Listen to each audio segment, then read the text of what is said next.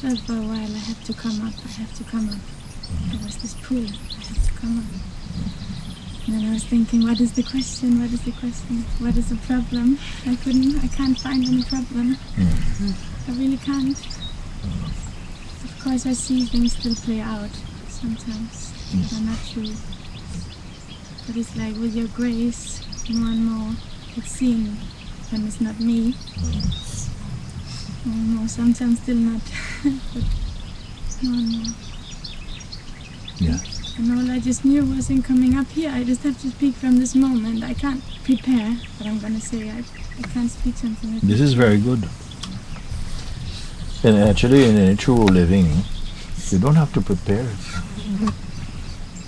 Of course, if you have to do something which is a practical thing, then somehow the energy will come to prepare something if that is what is required. But in the course of living, all your life becomes a spontaneous existence, in fact. There's a time that you need to address things and to, oh yes, if I have to fly to New York, in, next Thursday, I may have to book a ticket by tomorrow. You see? So that kind of pragmatic, practical kind of mind, functioning mind is fine. But in moving in life, everything is a spontaneity. And that spontaneity is actually unfolding out of, you may call it a trust or an acceptance or a knowing. I don't even know if it needs to be even called that, out of a kind of emptiness. And so fresh your life become that sometimes when you speak or act, so to speak, it is so fresh that sometimes you are hearing your own words for the first time. An action occurs, but it was not deliberate, it was not prepared, it was not intentional. It flows in the same way as the words or thoughts come. They flow effortlessly out of being. This is our real life, in fact. This is our real life, our real way. A way without a path. Out of the freshness of now, all things are unfolding in total appropriateness, in synchronicity to the cosmic vibration, you can say. And it is a discovering, one is discovering that. I am not making that. I am discovering this. And what a joy. When you are discovering that love is not necessarily an action taken, but it is the core of our being is love. It's not merely limited to what you may call object love. It is subject love. And the subject is without boundary. We are discovering these things. It's not poetry. You can say it is true poetry, maybe. But it is life, and it is true, and it is truth. You see? So sometimes we are going at life like it's a hardship. It is not a hardship. The hardship of life happens in your mind, in the head. But when you are again in your natural space of being, you are naturally conversant with all things. What a sweet existence. I don't want to put it up and wrap it in flowers or something, because it has its own beat. Sometimes it can feel hard and harsh, but there's an inner knowing and an appreciation. It needs to be like that for now. There's a rhythm, there's a unity, there's a harmony with all things. You're not carrying yourself. You're not a package.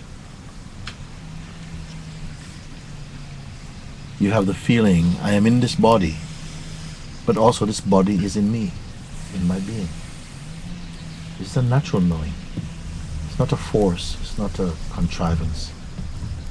It's a natural illumination, a natural seeing.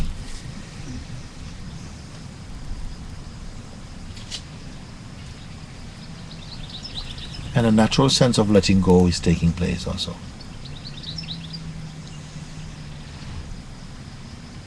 But there's nobody doing it. It is just an unfolding, a deconstructing, the expression of grace. You see. If you have a strong belief that you must suffer and you must push and drive and force, then you will believe this into existence, and you will live by this way for a while until you exhaust yourself. There is an hadith, I believe it is, from the Muslims. It says that when God created the world, God self put a commandment inside the creation. God said, serve those who serve me, and make tired those who serve you. Serve those who serve the truth, but exhaust those who serve you, meaning who serve the world only as object, as another thing. And this exhaustion itself is grace. Because weariness, tiredness, will turn your head away from delusion eventually.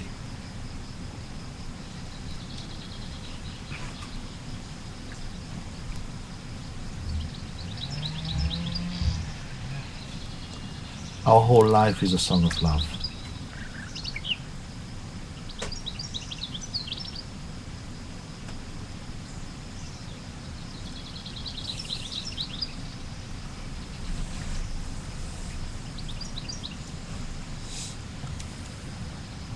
But our minds make it into a lamentation.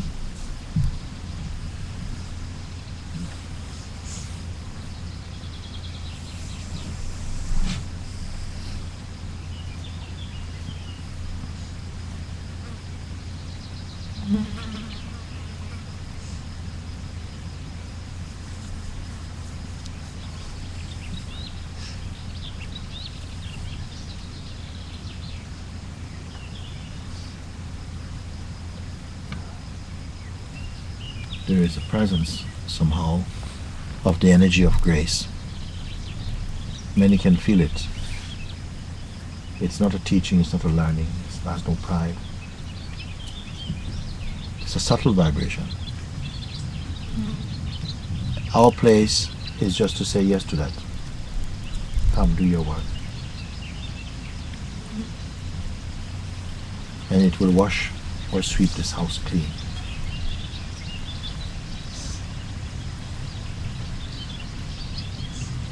Then you welcome her.